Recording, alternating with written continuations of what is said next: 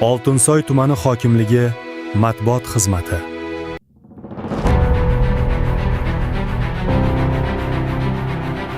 Bugun Oltinsoy tumani Qorliq mahallasi hududida joylashgan qabristonda Oltinsoy tumani hokimi Mavliyanov Otabek Rustamovich boshchiligida keng ko'lamli hashar va obodonlashtirish ishlari olib borilmoqda.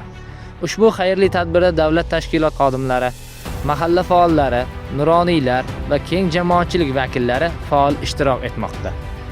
Hashar davomida qabriston hududi tozalanmoqda, begona o'tlar va chiqindilar olib tashlanmoqda, daraxtlarga ishlov berilmoqda, yo'laklar tartibga keltirilmoqda. Atrof muhitni yanada ozoda va obod saqlashga qaratilgan amaliy ishlar izchil davom etmoqda.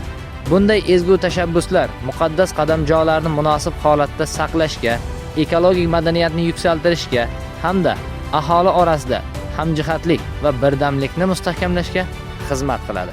Yurtimiz obodligi har bir fuqaroning mas'uliyati va fidokorona mehnati bilan yanada yuksaladi. Oltinsoy tumanida bunyodkorlik va obodonlashtirish ishlari izchil davom etmoqda.